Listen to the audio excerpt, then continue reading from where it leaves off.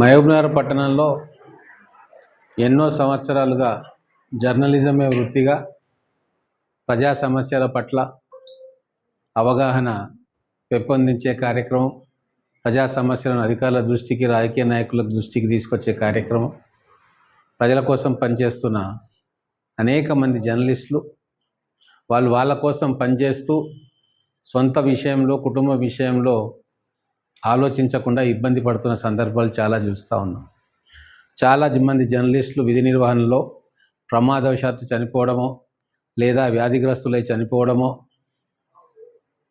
జరుగుతూ ఉన్న సందర్భంలో ఆ కుటుంబానికి నిలవనీడ లేకుండా ఇబ్బందికరమైన పరిస్థితులను మనం ప్రత్యక్షంగా చూసినాం.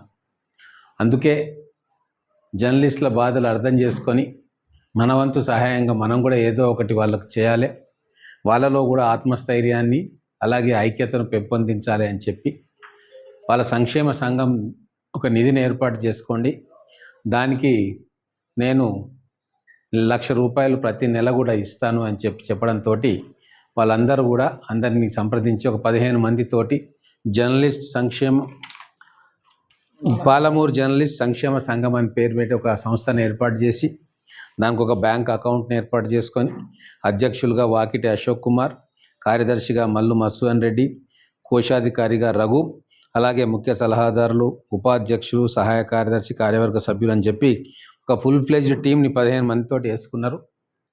పట్టణంలో ఉన్న ఏ యూనియన్ అయినా సరే, దేనికి అఫిలియేటెడ్ ఉన్న యూనియన్ అయినా సరే, ఏ పత్రికల్లో పనిచేస్తున్నా సరే, వీడియో జర్నలిస్టులు అయినా సరే, యూట్యూబ్ జర్నలిస్టులు అయినా సరే, జర్నలిజం వృత్తిలో కొనసాగుతూ మహబూబ్నగర్ పట్టణంలో నివాసం ఏర్పరచుకున్న ప్రతి ఒక్కరిని కూడా ఈ సంక్షేమ సంఘంలో సభ్యులుగా చేసుకొని వాళ్ళకి ఏదైనా ఆపద వచ్చిన రోజు, ఇబ్బంది ఉన్న రోజు ఈ సంక్షేమ నిధి నుంచి వాళ్లకు ఇవ్వడానికి ఒక ఏర్పాటును వాళ్ళు చేసుకున్నారు. సో దానికి మొట్టమొదటగా ఈ ఉగాది పర్వదినాన ₹1,00,000 చెక్కును కూడా నేను ఇవ్వడం జరుగుతూ ఉంది. గతంలో కూడా నేను చెప్పిన నాకు వచ్చే జీతంలో ₹1,00,000 విద్యానిధికి ఇస్తా అని చెప్పి అది కంటిన్యూ అవుతూ ఉంది. అలాగే ఇక్కడ జర్నలిస్టులు కూడా మాతో పాటు ప్రజా సంక్షేమం కోసం పనిచేస్తారు కాబట్టి 24 గంటలు వాళ్ళు ఫీల్డ్లోనే ఉంటారు. కాబట్టి వాళ్ళకు కూడా ప్రతి నెల ఈ టర్మ్ అయ్యేంత వరకు ₹1,00,000 ఆ సంక్షేమ నిధికి నేను ఇస్తూ ఉన్నా. నేను మిగతా వాళ్ళందరికీ కూడా ఎవరైతే ప్రజాక్షేత్రంలో ఉంటారో వాళ్ళకు కూడా సూచిస్తూ ఉన్నా, జర్నలిస్టులు అంటే మన కుటుంబ సభ్యులు లాంటి వాళ్ళు, ప్రజల కోసం మన కోసం పనిచేస్తూ ఉంటారు కాబట్టి వాళ్ళను చేయూతనియాల్సిన బాధ్యత మనకు ఉంటుంది. కాబట్టి మన వంతు సహాయ సహకారాలు వీలున్నంతగా సందర్భం వచ్చినప్పుడు సందర్భోచితంగా మీరు కూడా ఏదో రకంగా సంక్షేమ నిధికి ఏదో ఒక రూపంలో ఇస్తే ఖచ్చితంగా అది జర్నలిస్టుల సంక్షేమానికి ఉపయోగపడుతుంది. దీంట్లో ఎటువంటి రాజకీయాలు లేవు, ఎటువంటి స్వార్థం లేదు. జర్నలిస్ట్ సోదరుల బాధాకరమైన పరిస్థితులను చూసి మాత్రమే ఇది ఒక మంచి నిర్ణయం, ఇది ఇట్లా పోతే బాగుంటుందన్న ఆలోచన ఈరోజు అందరు కలిసి దాన్ని మొట్టమొదటిసారిగా ఒక సంక్షేమ సంఘాన్ని కూడా ఏర్పరచుకున్నారు.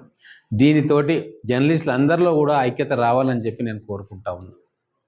సంఘాలు ఏదున్నా సరే, భావజాలం ఏదున్నా సరే, అఫిలియేషన్స్ ఏమున్నా సరే, జర్నలిస్టులు అందరూ కలిసి ఒక కుటుంబంలాగా ఉండాలి. ఒకరికి నష్టం వస్తే, ఒకరికి కష్టం వస్తే అందరూ కలిసి ఆ కష్టాన్ని గట్టెక్కే మార్గం ఆలోచించాలి. వాళ్ళలో వాళ్ళు అనైక్యతతో ఉంటే ప్రజల్లో చులకన అవుతారు.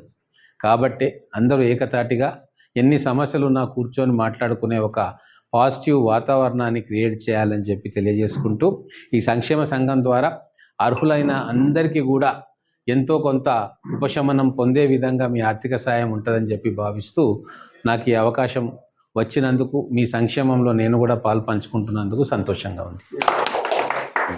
నమస్తే.